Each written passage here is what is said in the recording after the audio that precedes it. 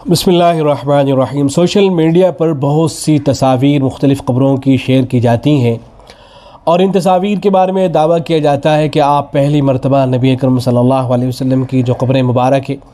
اس کی اصلی تصویر دیکھ رہے ہیں، اس لیے آپ اس کو خوب شیئر کریں، زیادہ سے زیادہ لوگوں تک پہنچائیں۔ چنانچہ لوگ بغیر سوچے سمجھے ان تصاویر کو شیئر کر رہے ہوتے ہیں۔ یہ تصاویر کچھ اس طرح کی ہوتی ہیں کہ باقاعدہ ان کے اوپر چادریں پڑی ہوئی ہوتی ہیں، اونچی قبریں ہوتی ہیں اور ان کے اوپر بظاہر پختہ بھی معلوم ہو رہی ہوتی ہیں۔ تو اس طرح کی جو قبریں ہوتی ہیں ان کی تصاویر وہ خوب شیئر کر رہے ہوتے ہیں۔ تو یاد رکھنا چاہیے اور خیال رکھنا چاہیے کہ اس طرح کے جتنے بھی دعوے کیے جاتے ہیں وہ سب کے سب بے بنیاد ہیں،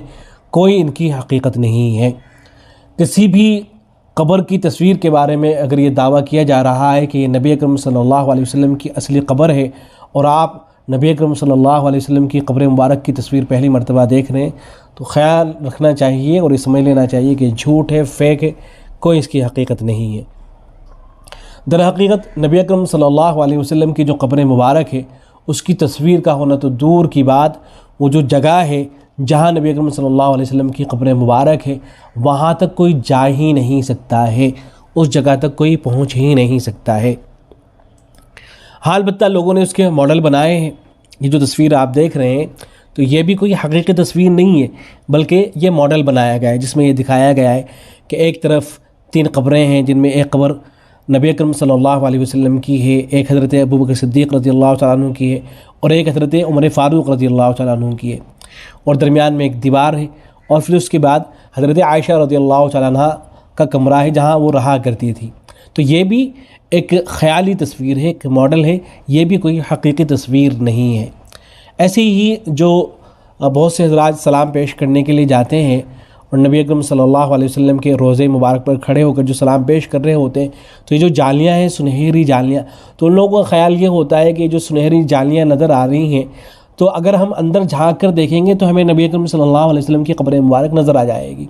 اس لیے بعض لوگ وہاں اندر جھانک کر دیکھنے کی کوشش بھی کر رہے ہوتے ہیں۔ تو خیال رکھنا چاہیے کہ اگر آپ اندر جھانک کر دیکھتے بھی ہیں تو آپ کو یہاں سے بھی نبی اکرم صلی اللہ علیہ وسلم کی قبر مبارک نظر نہیں آ سکتی ہے، اس لیے کہ یہ جو سنہری جالیاں نظر آتی ہیں ان کے بعد کئی دیواریں موجود ہیں،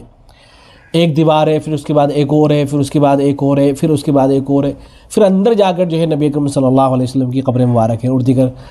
جو صاحبین ہیں حضرت ابوبکر اور عمر ان کی قبریں موجود ہیں۔ تو یہاں سے کھڑے ہو کر آپ نبی اکرم صلی اللہ علیہ وسلم کی قبر مبارک دیکھ ہی نہیں سکتے ہیں، تو اس لیے جو کوشش کی جاتی ہے فضول قسم کی کوشش ہوتی ہے۔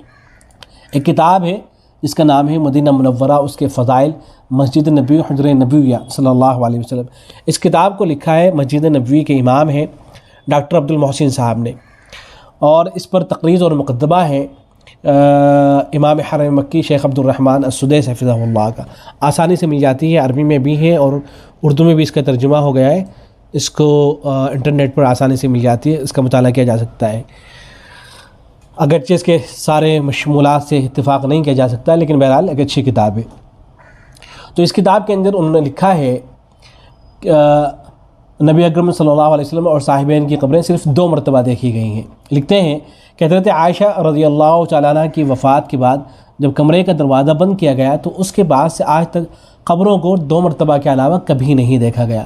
پہلی مرتبہ جب ولید بن عبد الملک کے دور میں 88 ہجری میں حجرے کی دیواریں گرا کر انہیں پتھر سے تعمیر کیا گیا اور خماسی دیوار کا اضافہ کیا گیا۔ دوسری مرتبہ 881 ہجری میں جب سلطان قائتبائی نے حجرے کی داخلی دیواروں اور خماسی دیوار کے تھوڑے سے حصے کو گرانے کا حکم دیا نئی تعمیر کے لیے، تو اس وقت اہلیان مدینہ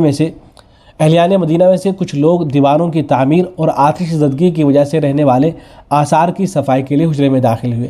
یعنی 88 ہجری سے لے کر 881 ہجری تک 793 سال کسی نے ان قبروں کو نہیں دیکھا۔ پھر آگے وہ لکھتے ہیں کہ جب وہ حجرے میں داخل ہوئے تو کوئی بھی قبر زمین سے بلند نہیں تھی بلکہ زمین کے برابر ہو چکی تھی۔ سمہودی رحمہ اللہ جو ان علماء مدینہ میں سے ہیں جنہوں نے 881 ہجری میں قبر کو دیکھا ہے، وہ فرماتے ہیں کہ میں نے حجرے شریف کو غور سے دیکھا تو یہ صرف برابر زمین ہی تھی اور میں نے قبروں کا کوئی نشان نہیں دیکھا۔ اس کے بعد آگے وہ لکھتے ہیں کہ سمہودی رحمہ اللہ اور ان کے ساتھ وہ لوگ جو دیواروں کی تعمیر کے لیے گئے تھے انہوں نے کوشش کی کہ قبروں کی جگہ متعین کر دیں، چنانچہ انہوں نے قبروں کی جگہ کے متعلق جو کچھ کتابوں میں پڑھا تھا اس کی روشنی میں 3 جگہوں پر کنکریاں ڈال دی جو ان کی تحقیق کے مطابق تینوں قبروں کی جگہ تھیں۔ پھر اس کے بعد وہ آگے لکھتے ہیں کہ اس وقت سے آج تک کسی نے ان قبروں کو نہیں دیکھا۔ تو نبی اکرم صلی اللہ علیہ وسلم، حضرت ابوبکر صدیق اور حضرت عمر فاروق رضی اللہ عنہما کی جو قبریں ہیں یہاں تک رسائی ہو ہی نہیں سکتی ہیں، یہاں تک پہنچا ہی نہیں جا سکتا ہے۔ در حقیقت وہ مختلف دیواروں کے اندر بند ہیں۔ رہا ہے مسئلہ کہ ایسا کیوں ہے کہ وہاں تک پہنچ ہی نہیں پاتے ہیں، تو غالباً یہ اس وجہ سے ہے کہ چونکہ نبی اکرم صلی اللہ علیہ وسلم نے یہ دعا مانگی تھی، اور مختلف کتابوں کے اندر جو آیا ہے کہ ایک تو آپ صلی اللہ علیہ وسلم نے اس بات کا حکم دیا تھا کہ لا تتخذوا قبری عیدا، میری جو قبر ہے اس کو عید کی طرح مت بنا لینا کہ جیسے لوگ اکٹھے ہوتے ہیں تو ایسے ہی میرے قبر پہ آ کر اکٹھے اس طرح سے مت ہوا کرنا۔ اور ایسے ہی آپ صلی اللہ علیہ وسلم نے یہ دعا مانگی تھی کہ اے اللہ میری قبر کو ایسا بت مت بنانا کہ جس کی عبادت کی جائے۔ اللہ تعالیٰ نے اپنے رسول صلی اللہ علیہ وسلم کی دعا قبول فرمائی، لہذا کوئی آپ صلی اللہ علیہ وسلم کی قبر مبارک تک پہنچ ہی نہیں سکتا۔ علامہ ابن قیم رحمۃ اللہ علیہ کا شعر ہے عربی میں، وہ کہتے ہیں کہ فَأَجَابَ رَبُّ الْعَالَمِينَ دُعَاءَهُ وَأَحَدَهُ بِثَلَاثَةِ الْجُدْرَانِ، کہ رب العالمین نے آپ صلی اللہ علیہ وسلم کی دعا مبارک کو اس طرح سے قبول فرمایا کہ 3 دیواروں کے ذریعے سے آپ صلی اللہ علیہ وسلم کی قبر مبارک کا احاطہ کر لیا۔ تو غالباً یہ آپ صلی اللہ علیہ وسلم نے جو دعا مانگی تھی، تو جو بعد میں حضرات آئے انہوں نے ان دعاؤں کو اور آپ صلی اللہ علیہ وسلم کے ان فرامین کو پیش نظر رکھا، اور پھر اس کے بعد دیواریں بنا دی گئیں، مختلف دیواریں وہاں اندر موجود ہیں جو اسی خیال کے پیش نظر بنائی گئی ہیں کہ کوئی آپ صلی اللہ علیہ وسلم کی قبر مبارک کو عیدگاہ نہ بنا لے اور وہاں جا کر کے آج کل ویسے ہی جو جالیوں کے پاس لوگ کھڑے ہوتے ہیں وہاں سے مختلف کام کر رہے ہوتے ہیں، تو اگر اندر بھی جانے کی اجازت دے دی جائے تو پھر چونکہ مختلف بدعتیں اور خرافات ہو سکتی ہیں، تو اس بنیاد پر آپ صلی اللہ علیہ وسلم کی قبر مبارک کا احاطہ کر دیا گیا ہے، دیواریں بنا دی گئی، تو وہاں تک کسی کی رسائی ہو ہی نہیں سکتی ہے۔ اور دوسرے یہ کہ آپ صلی اللہ علیہ وسلم نے دعا مانگی تھی، اللہ نے اس دعا کو قبول فرما لیا۔ باقی حضرت نور الدین زنگی رحمۃ اللہ علیہ کا وہ قصہ مشہور تو ہے ہی کہ انہوں نے خواب میں دیکھا تھا کہ 2 لوگ نبی صلی اللہ علیہ وسلم کو پریشان کرنے کی کوشش کر رہے ہیں، اور پھر تحقیق کرنے پر معلوم یہ ہوا تھا کہ وہ آپ صلی اللہ علیہ وسلم کا جو روضہ مبارک ہے اسے نقصان پہنچانے کی کوشش کر رہے تھے، تو ان کو پکڑا گیا اور سزا دی گئی۔ تو اس موقع پر اہل علم نے لکھا ہے